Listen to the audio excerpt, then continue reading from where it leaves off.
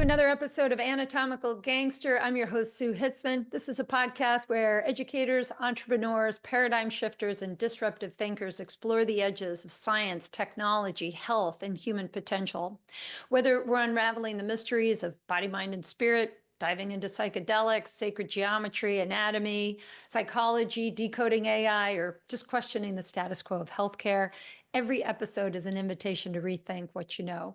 So, if you're ready to challenge the traditional thoughts that you might have in your mind and explore the frontiers of possibilities, click the subscribe button, share this with your friends, and let me know what you think of the conversation.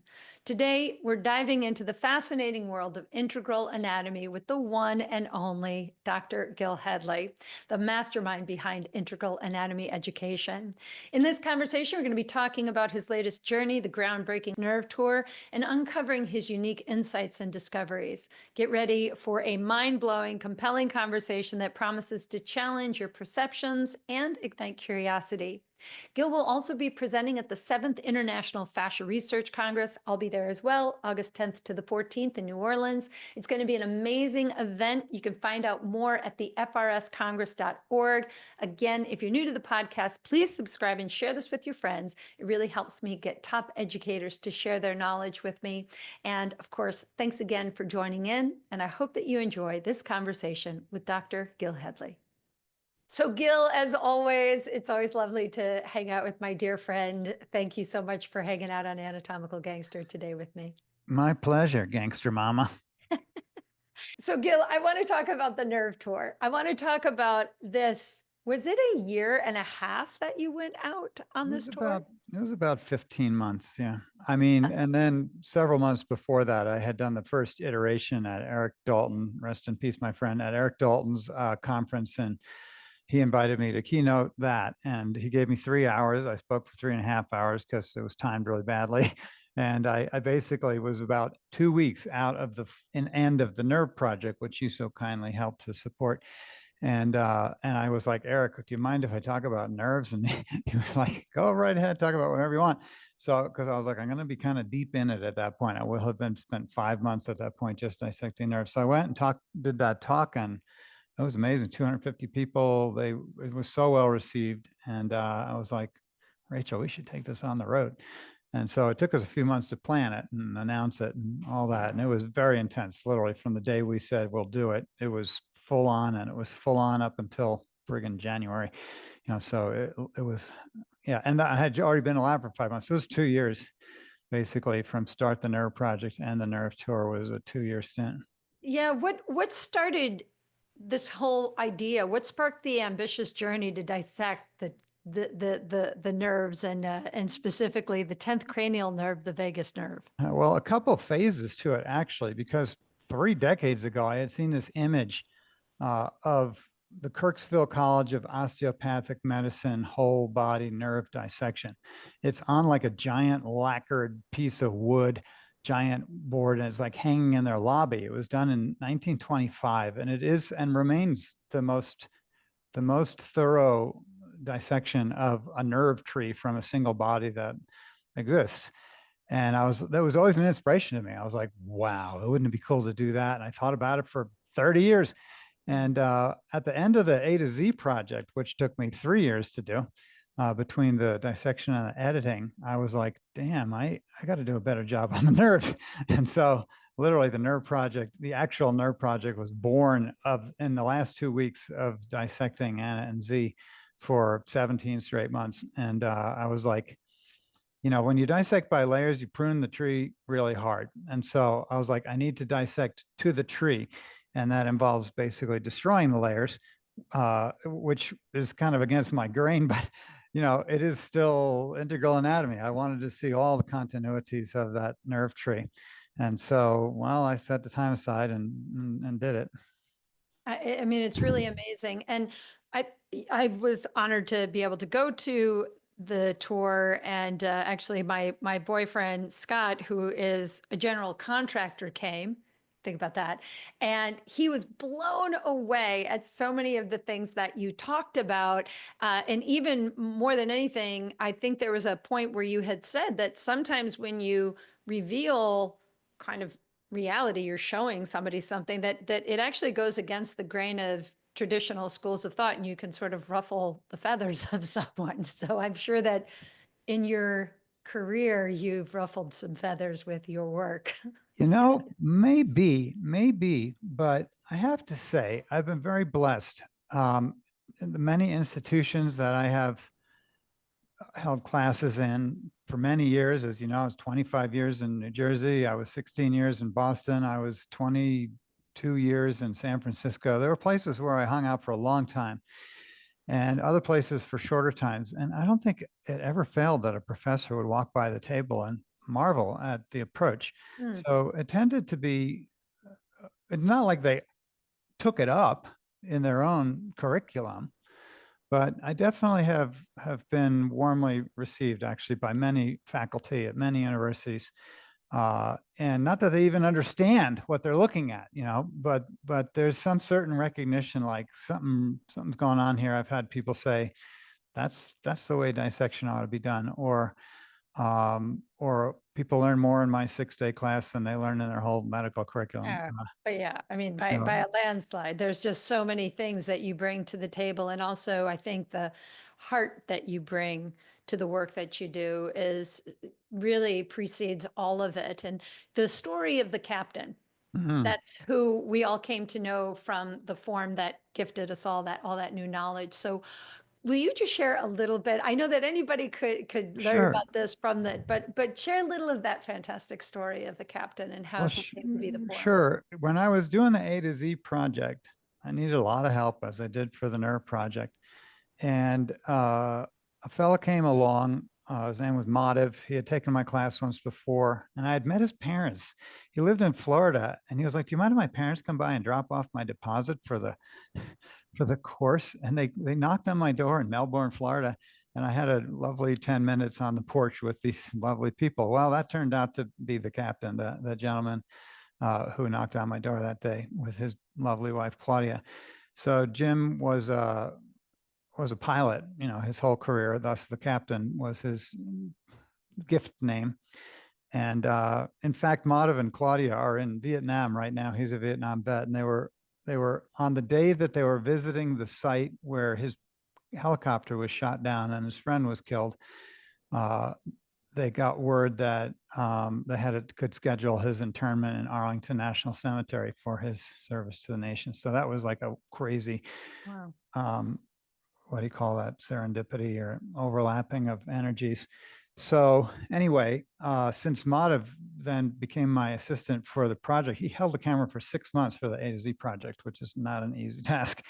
All our work is handheld, right? With an iPhone, we basically shoot all on iPhone. So he did an incredible amount of volunteer work and lived with us all that time. While he was with us, his folks would come out and visit him. He's trained as a chiropractor. He's a DC, doctor of chiropractic.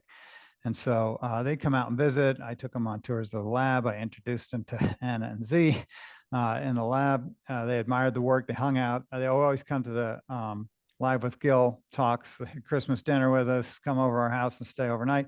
So wonderful, wonderful people. And a couple of Christmases ago, Jim was at the table and I said, I was pouring him scotch and he said, Gil, I'm coming to the lab. And I was like, don't be in a rush, just like you just said to me off camera, right? I'm like, don't be in a rush. And he passed away 6 months later. So he did come to the lab. And when I talked to Claudia, I rented a U-Haul. I got the U-Haul with Claudia. We went to DIA, Denver International, picked up his body and stopped for lunch on the way home. And I said, I can use him for a class, 6-day or 10-day. We can use him as a teacher in the lab for a few months, or I have this idea to do a nerve project. And she's like, that one. So she picked it. Wow. And literally on his deathbed, he was making it known that he wanted to come to the lab. He was a giver. Wow. So Unbelievable. yeah, so Unbelievable. it was very special to work on him. And as I mentioned before, I have my brother-in-law on the table 2 feet from us right now, who passed away just about 7 weeks ago. So it is a very personal lab, and these gifts of known persons are extra special. We treat all our donors as if they're family and love them all. And then sometimes you know more about that body than another. And I find it sort of special. I don't Oh, find. I mean, I've said it so many times in lectures that I do in the trainings that when I came to that first dissection with you, which was like 2004 or five or something, it was in New Jersey. And it was the first time really meeting you. After talking to you on the phone for a few hours, I just knew this was going to be a life-changing experience. And I just recall sitting down and you reading poetry and then holding hands around these forms and really giving grace to and honoring these forms that are going to be our teachers. And that right there was, it like short circuits anybody who has anatomy, and you're so cold and clinical when you're doing dissections. And here it was not so much about dissecting anything. It was really about how to connect with the layers. And one of the big things I remember you saying is when you go layer by layer, you might find that there's a layer that you get a little squirmia on. Mm. And maybe before you run away or think something's wrong, sit back and see if perhaps that's a mirror to that same layer Mm. within you and Mm. create inquiry in the squirminess. And that has really stuck with me all of these years.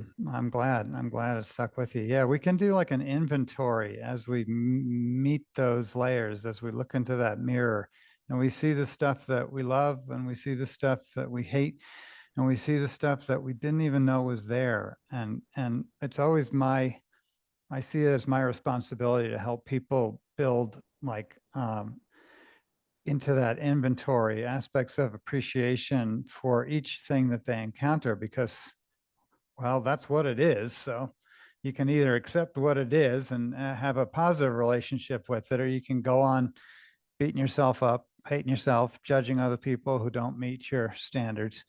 And I do find it changes folks to do that. Yeah, indeed. And also, when you remove the skin, it kind of all looks somewhat the same under that layer. And so I think for all of us that are so anti this or anti that, in the end, I think what you offer with integral anatomy is that concept that we are all really connected and we all have so many of the same similar things, that the things that are different about us in some ways are small compared to what is the same. Yeah, I think the study of the body is like a great um, point of overlap for humanity. It's, we split over this, that, and the other thing. And it's like, but we all got a liver to contend with. We all have this layer and that layer. And I feel like it builds a little gentler appreciation for what we're all contending with as embodied beings. And then the part of the fun of it is also then witnessing to the uniqueness of it, even in those similarities, where that's when you bring in the kind of right brained activity, right? Because the left brain just wants to put it in a box. Oh, that's the liver. I'm like, no, no, no, no, no. That's not any old liver. That's Joe's liver, and there's only one just like that one. So what brought uniqueness to this iteration of the human spirit? And yeah, it's fun. Yeah, it's kind of brilliant. I want to go back a little bit to the vagus nerve, because the Sure, vagus nerve in particular, for everybody listening, 10th cranial nerve, it's a super hot topic. I think it both in is. medical and in well-being, or, like wellness communities now. It's actually, I'm hearing people talk about it, that everything and everything else is going to help the vagus nerve. So how do you see That's its role? marketing. That's Yeah, exactly. How do you see its role in just promoting overall health and well-being? What is the vagus nerve? Give people a little bit of an understanding, maybe about even how the dissection impacted your understanding of the vagus nerve anatomically. sure. I mean, there's kind of like two poles to it, right? There's the term vagus nerve trending in our culture, in our communities of modalities, which I think is actually, since no one knows what they're talking about in general, in terms of the actual physicality of it, I think that the vagus nerve is like a stand-in for autonomic regulation. Like when people Yeah. say we've got to deal with the vagus nerve, what they really mean is we need to deal with our autonomic regulation. And they let the vagus nerve be the placeholder or some sort of conceptual physical anchor for autonomic regulation, which is fine. We are a massively dysregulated society. Indeed. And we're massively dysregulated individually. So more power to, if that's what vagus nerve means, and folks are looking to be better regulated in their autonomics, I think that's great, because everything is poking at it from every different side, and we need to learn as a world how to deal with that, or how to stop poking it. Then at the physical level, there, as you mentioned, 10th cranial nerve, there are a bunch of nerve fibers coming out of your brain stem that we call the vagus nerve. Now, some nerves, meaning bundles of axons from nerve cell bodies, some nerves have kind of very specific, destinations, and understandable purposes.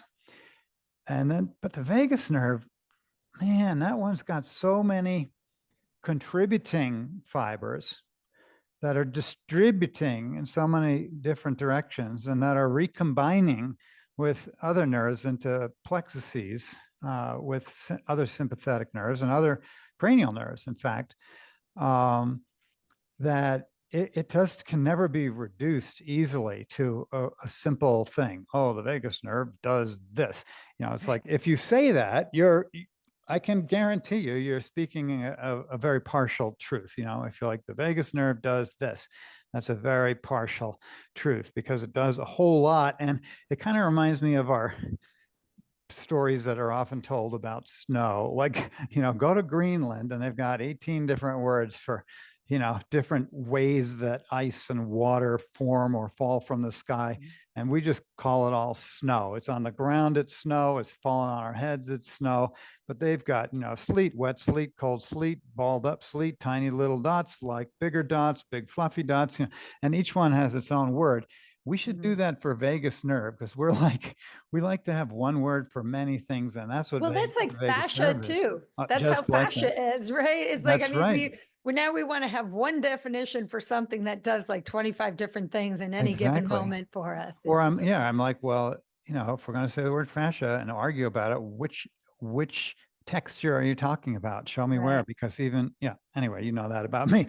Yeah. So, but with regard to the vagus nerve, as I dissected it and learned about it and followed its branches, it became, clear to me that you can't put this sucker in a box. It just doesn't fit. Even if you try and say it breaks down other boxes. So if you say, oh, vagus nerve is the main parasympathetic nerve, right? You can say that, but know that it's also participating in stress responses. And that's not something we normally attribute to parasympathetic functioning.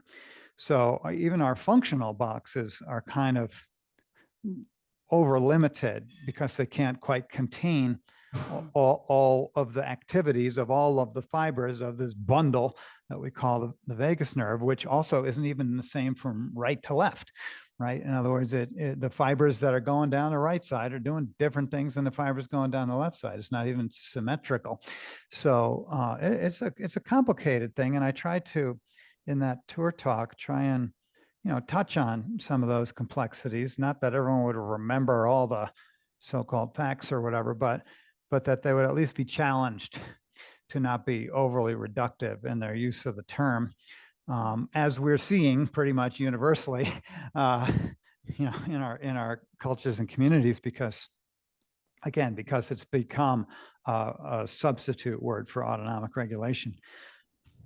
Yeah, I get that. And I think that's a big thing that you're saying, because it is like, even with the nervous system in general, we cut it up to explain it. And so then people really start thinking, okay, so the central nervous system does this and the peripheral nervous system does that. I'm like, it's all one damn thing. You got the enteric and this, the sympathetic, parasympathetic, somatosensory nervous system. You got all these nervous systems. And I think that can build confusion, like as if something is working independent solely of something else, when it seems to me that if we are a completely homogeneous system, everything is somehow or other working together. We just don't know exactly how to define that.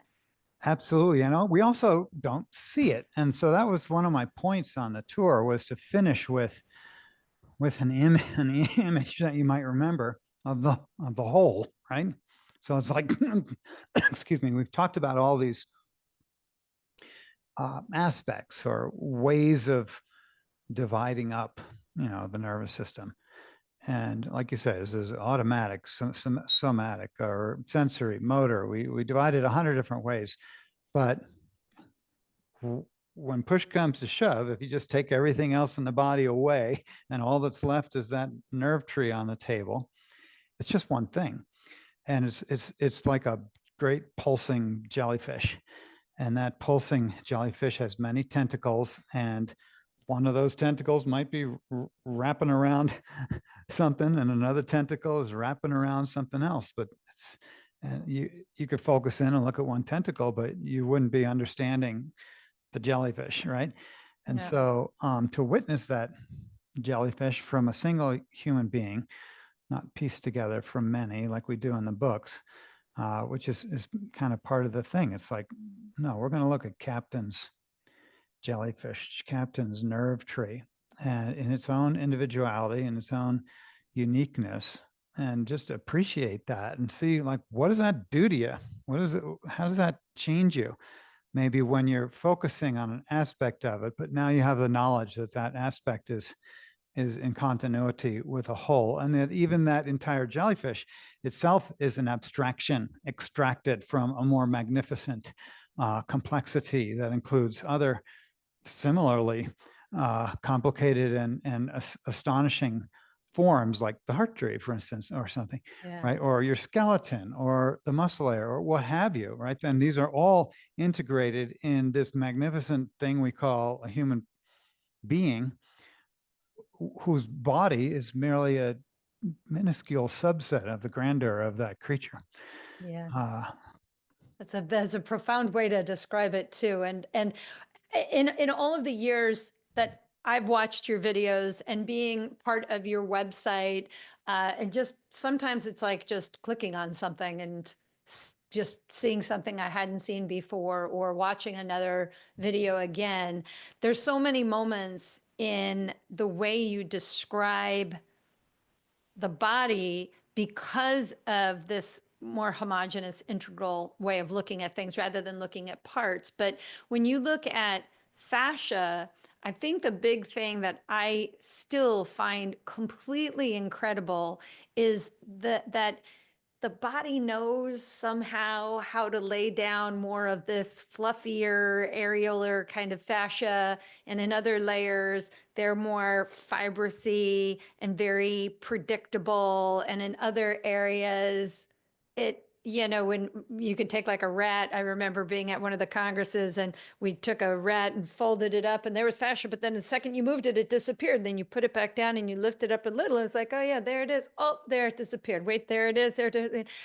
It was the same with the human form, that we were no different. And I think that is, I don't know, you bring spirituality and anatomy together in such a brilliant way.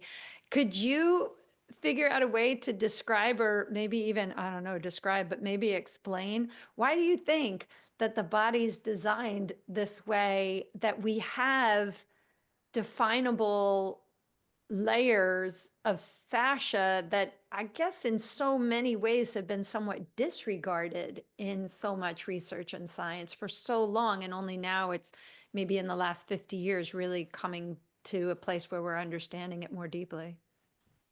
yeah, I mean, when you're coming with bringing a mechanical model to the body, you're bound to see it in parts, and you'll turn it into parts to prove your point. And when you see the parts that you've turned it into, having forgotten the whole that you extracted those parts from, you'll be convinced of your model and you'll think it's real. And you'll do it over and over and over again for centuries. So that's what we've done over and over again for centuries. we've approached the body with a mechanical model. And when you do so, you are bound and determined from the tenets of that model to witness those parts, but you are not bound and determined to reflect on the unity that you destroyed to accomplish the proof of your model. It's a purely left brain activity to separate, differentiate, and conclude to those parts as a truth. If you come with a different model, though, you'll see different things.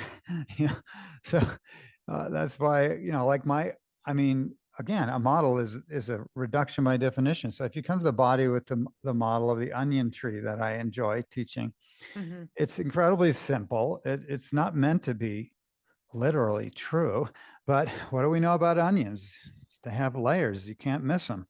And what do we know about trees? They have branches and they're fractal and they keep getting finer and finer. Well, you can see that in a body. We're not of the machine world, we're of nature.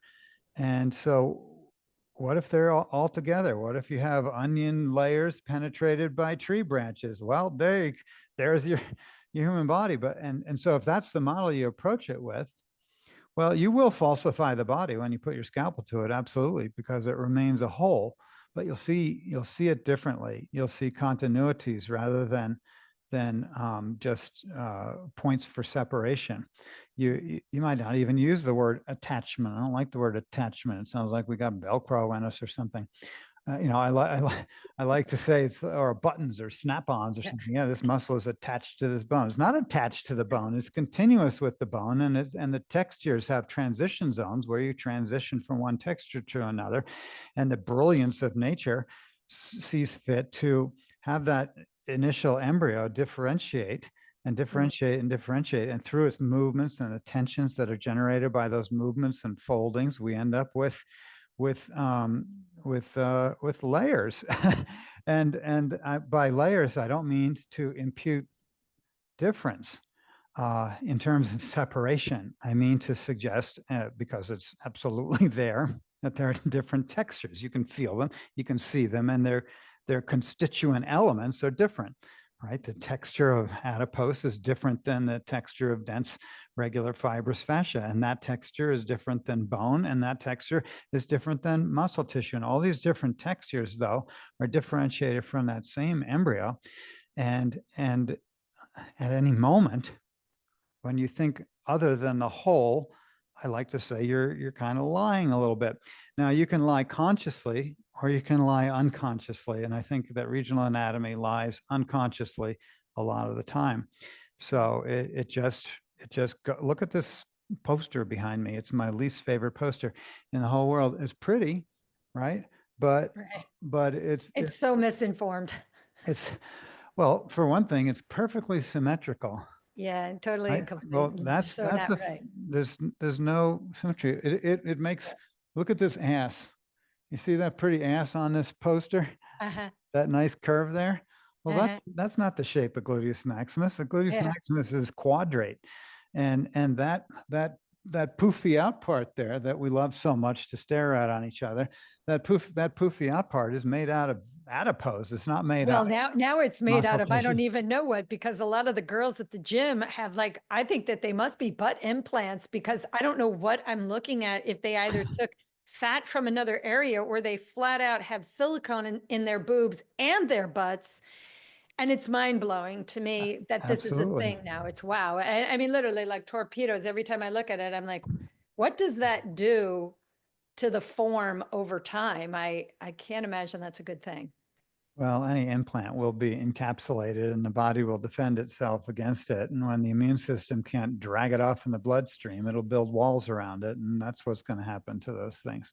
Mm. So anyway, the thing is, it's about your model, and what are we conscious about the model that we bring, because the model is, and are we careful not to believe our models also. I'm not Yeah. against the regional model. It's awesome. You can learn a lot from it, and I use it all the time. I just don't believe it. The proof. It's nice to learn where things are. I think that if you're going to work on living human bodies, having even general anatomy and understanding the the fundamental basis of where muscles are in the body, I think is valuable. But I think that, Absolutely. yeah, I think that the idea that, when I make a bicep curl, okay, that is working this muscle, but this is not the only motor neurons that are being fired is right here. It's happening as a body-wide thing. And there's the flaw to me, is that we don't really understand biology and microscopic physiology well enough, and we just go right to the macro view. If we don't know a little bit about the micro, I think that's the problem. Maybe even in the fascial industry that's happened is that as fascia became more popularized over the past 20 years, people took a bit too fast a leap from cellular science to the physical form. And I think that that was a very troubling and maybe even slowed down a little bit of the progress, because a lot of people started arguing points, and I would hear the argument and then I'd be like, you guys are actually talking about two different things. Do you realize that? That's why you're arguing, is because you're talking about cellular science and you're talking about an arm, and there's a difference, I'm sure That's you see this a lot. It's got to just, I don't know. Maybe it drives me more bananas than it does you, but every once in a while, I'm like, okay, whatever. no, I follow the frustration, and also like, so the corrective is definitely not to toss any of the models, but to use them where they're useful, to put them aside where they're not, and to come to terms with one another with a frank admission of the model that you're using in the moment that you're speaking, so that you're not speaking past each other. Uh, but also I don't know. I always say it's all about the usefulness, not the veracity. If you want to argue for truth, well, you're going to shut up because you don't know it, and the truth is so comprehensive that it literally blows our minds. So if we get used to the idea that we speak in partial truths, and are humble enough to know that the partial truth that we may be speaking past another one with, right? Like, then we can listen to each other rather than argue with each other and say, oh, well, I can listen to what model is this person using, and how does that shape their conclusions, and how is it useful and functional, and how can we add to it in case it falls flat somewhere. That's right. I had the honor of taking Jaap van der Wal's embryo course. And, I mean, I've read embryo books. I never took a course on embryology, but hearing it from his perspective, it further gets me more curious, even in the idea of how on earth we get in skin, how we become a human at all. And I loved his idea that he thinks fascia should be redefined not as a connective tissue, but we should call it an inner tissue. That the confusion comes with the word connective, that we think that that's what it does. It connects everything, and he's like, oh, well, okay. But it's doing so many things besides connecting. And of course, then you have J.C. Gumberto's work, where he's using atomic force microscopy and not a scalpel to look at the fluid aspects of the extracellular matrix, and then to look at these fibular changes and adaptations that makes you further think, gosh, we now have technology and these brilliant minds who are looking at it in different ways, looking at fascia in different ways. I wonder, do you think that because of technology, we will reveal more about why do we look like this, or like, how did I get in here in the first place? You know, maybe the technology will help us, or maybe we'll believe the mini parts rather than the big parts. I don't know. I mean, if I share an apple with you, right, and I cut off a nice chunk of a delicious apple and I give it to you, Sue, and if I eat another chunk off of that delicious apple, the apple's going to turn into me, and the apple's going to turn into you. And if anyone can explain that to me, I'd like to know. I'd like to know.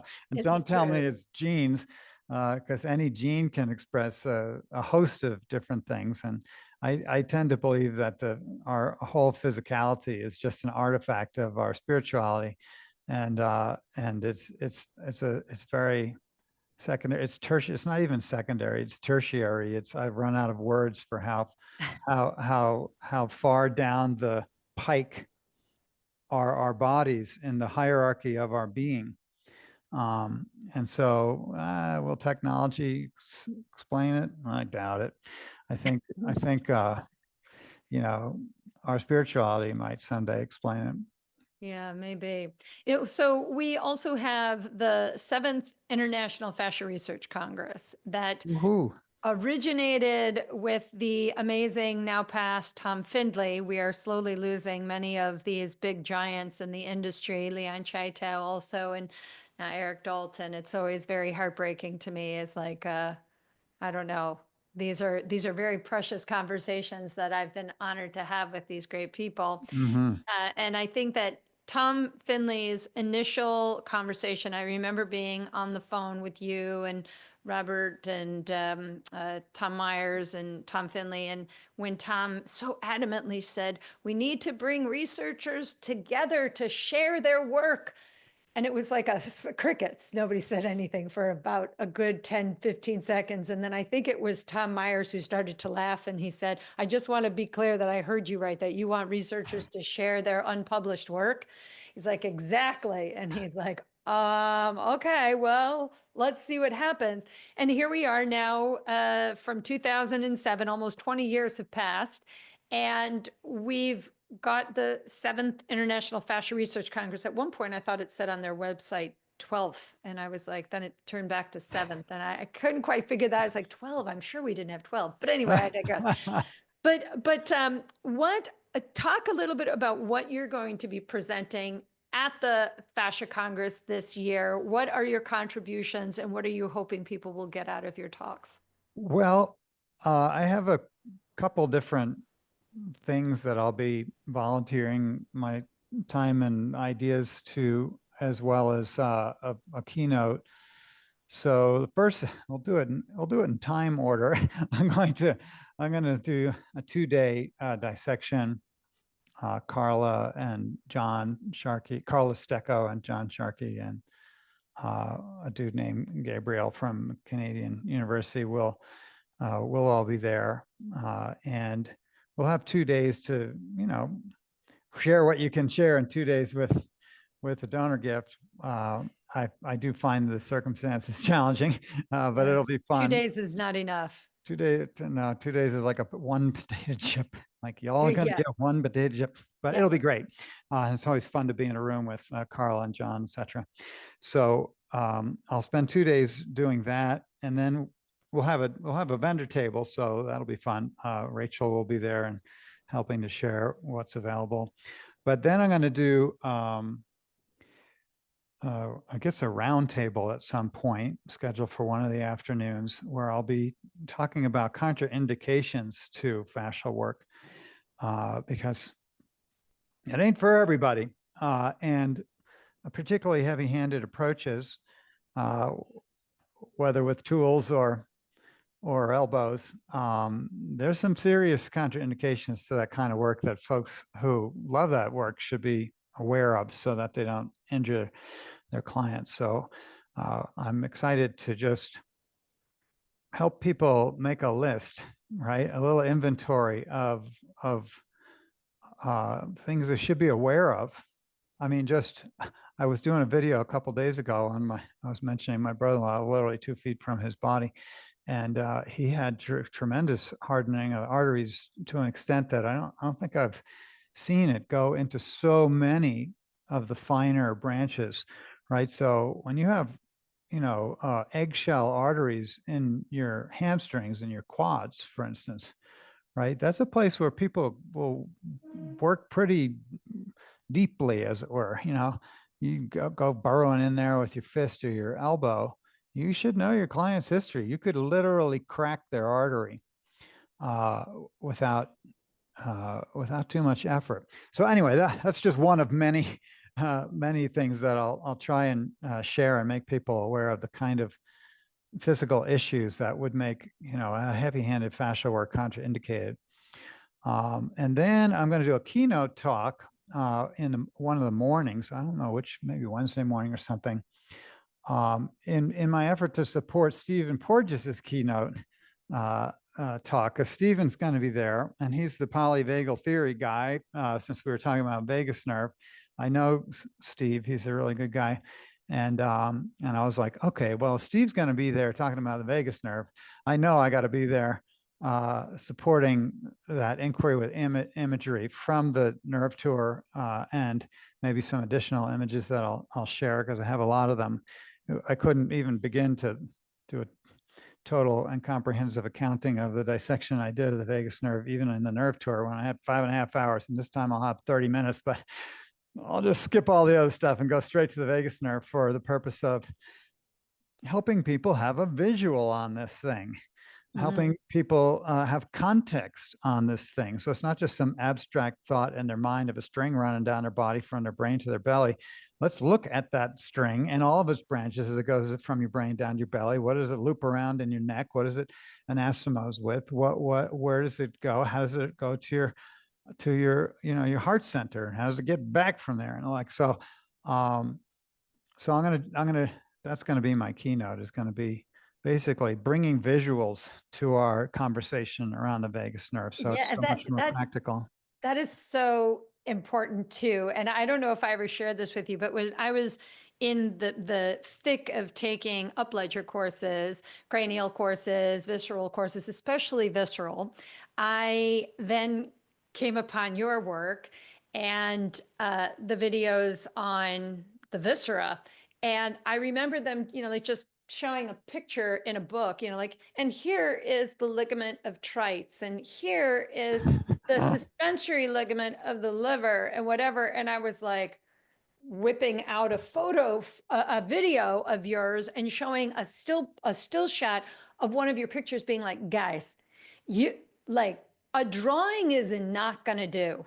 When you have this person who is showing anatomy in a way that you see the connections and they're not drawings. And I think you're doing a disservice by just pointing it out in a drawing. And I know that they finally did start using your work, which It only took like 20 years. yeah, So it's great. but yeah, it is great. And I have a nice relationship with them now. And in fact, I've curated courses just for them on the site. Well, not just for them. Anyone can look at them, but they're going to start using those curated courses as curriculum for VM1 and VM2, the visceral manipulation initial So great. modules, and then hopefully we'll branch out to provide them with curated courses for everything they do, so that the Upledger people will, all they got to do is join my site and watch it. $15, it's cheaper than a textbook. So can't really go wrong. I think Yeah, I mean that's one big thing with your work is that anybody can join your website. It is pennies compared to a collegiate education, and it's far more important, easy to learn. It gives you inquiry, and you really see things that you would not otherwise see in any college course. I think that it's something that should be in every college curriculum at this Thank point. you. I appreciate that. And maybe it will be someday, but Van Gogh, no one paid money for his paintings till he was long gone. So we'll see. We'll see. I won't use him as my economic model, but I do have a keen value that I attach to my work of accessibility. And you literally can come, and if you want to binge watch my website for 1 month for $15, you will get an education that does, I think, surpass anything you get pretty much anywhere else.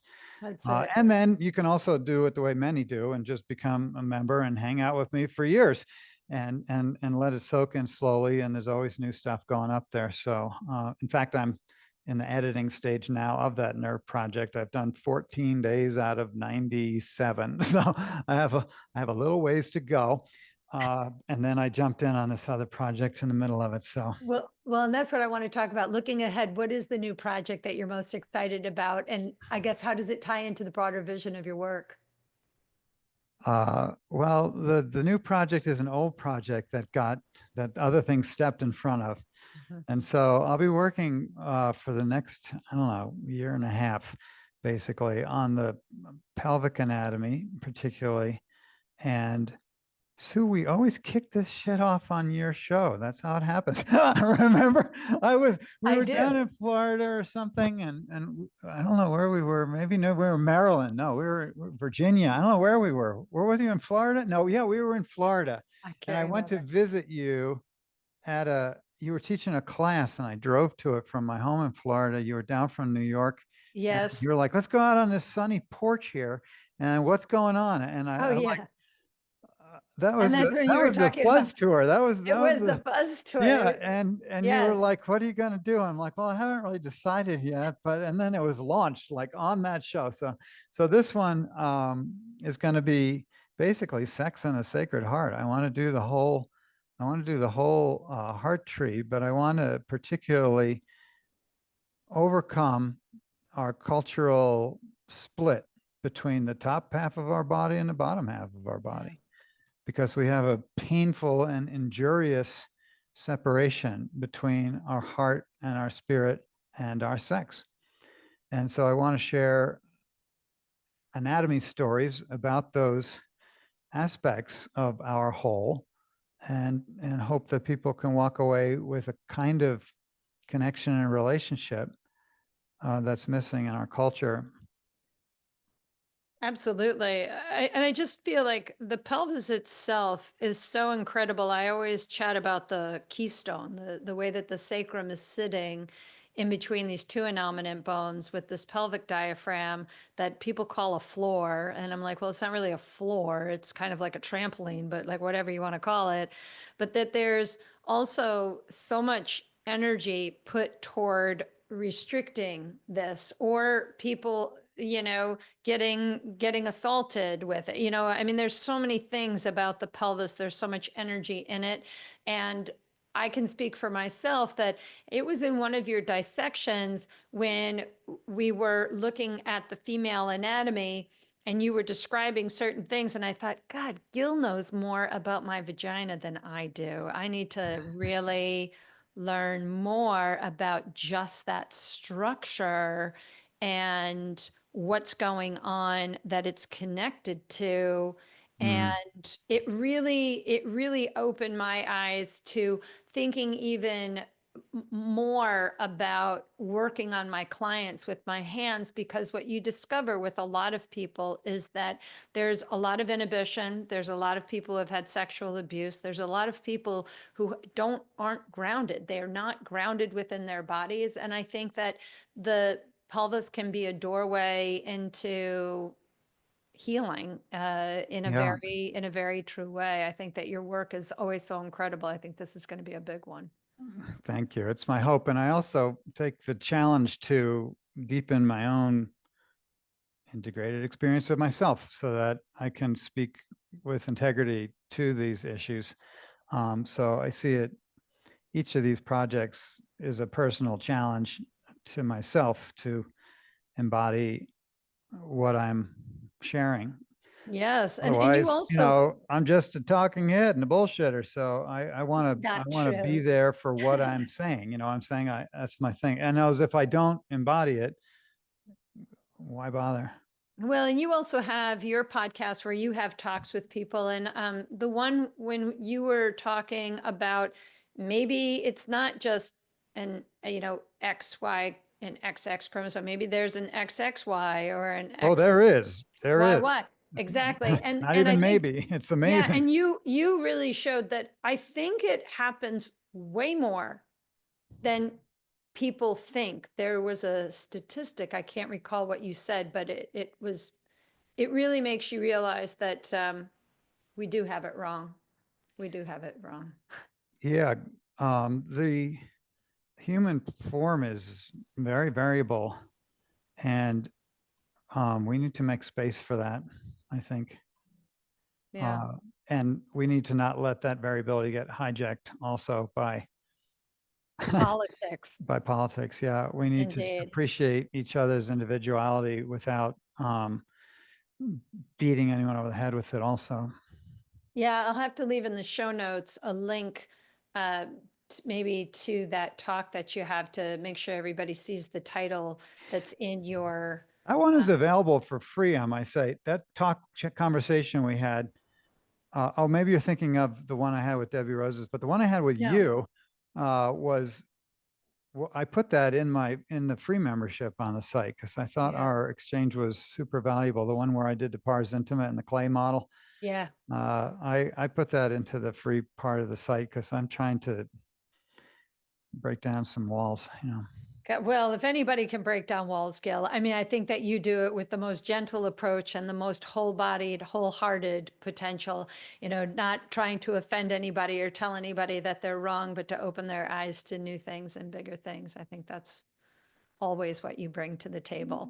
Thank So, you. so my last question to you, I've asked you it before. Let's see what your answer is today. Oh If gosh. yeah, so I ask everybody on Anatomical Gangster the same Hmm. question. If you could tell somebody a life lesson that you've learned that really changed your thinking, maybe got you out of the way of something, maybe it changed your life. And if somebody else heard this life lesson, it could very well change the course of their life. What would it be? Hmm.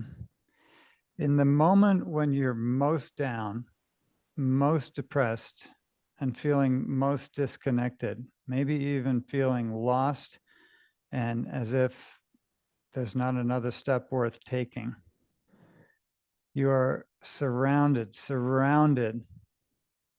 by loving helpers at every level of the universe, and that you cannot be alone because you weren't sent here alone. You're sent here as the forefront of a team, of a group, of a pod, of a gang of love. And as much as we can lose our way in this confusing, dense world, you're not alone. You're loved.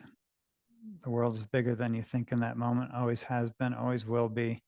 And the core of your existence is a loving light that however many bushel baskets you throw over it and shells you build around it and layers you pile up over your head and tightly you close your eyes, it doesn't change who you are or why you came here. That's so beautiful. Yeah, I love the idea of us only just being one drop of the water in the ocean, but we are all part of that same ocean. And Mhm. so we're just thinking we go from the one to the many back to the one. So I agree with you. That's a beautiful message. Well, Gil, as always, of course, I'm always so thrilled to have any conversation with you. And for those of you guys listening, if this conversation has stretched your mind, maybe had you rethink what's possible for your own body, for your own healing, make sure that you guys subscribe, leave a review. It really helps people discover these insights, join this movement to engage in deeper conversations. Until next time, keep moving, keep questioning, keep unlocking the wisdom of your body. Stay gangster, stay curious, and I'll catch you in the next episode. Gil, thanks again for being part of Thank you, it today. Sue. I love you I so love you much. too. Thank you.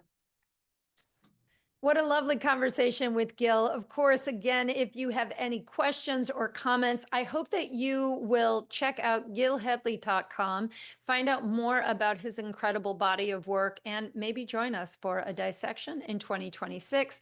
Again, keep your mind open, stay healthy and well, and I'll see you next week for another Anatomical Gangster podcast. See you soon.